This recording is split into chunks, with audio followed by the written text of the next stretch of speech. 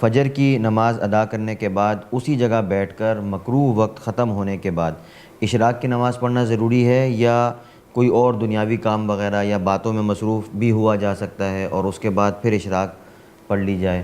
تو کیا کون سا طریقہ ٹھیک ہے؟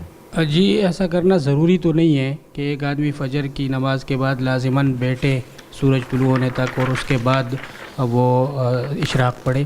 البتہ ترمذی شریف کی ایک حسن روایت میں اس کی ایک خاص فضیلت آئی ہے اس عمل کی کہ ایک آدمی فجر کی نماز پڑھے اور اس کے بعد ذکر و اذکار میں مشغول رہے یہاں تک کہ جب سورج طلوع ہو جائے اور اس کے بعد وہ اشراق کی نماز پڑھے۔ تو اس روایت میں یہ ہے کہ ایسے شخص کو ایک کامل حج اور کامل عمرے کا ثواب ملے گا۔ تو اس خاص فضیلت کی وجہ سے اس طرح کرنا مستحب ہے، بہتر ہے۔ لیکن اگر کسی کو کوئی عذر ہے، کوئی مجبوری ہے، اس کی وجہ سے وہ نماز فجر کے متصل بعد کسی دنیاوی کام میں مشغول ہو جاتا ہے اور بعد میں بھی وہ اشراق پڑھ لیتا ہے، تو اس طرح بھی اس کو اشراق کا ثواب مل جائے گا۔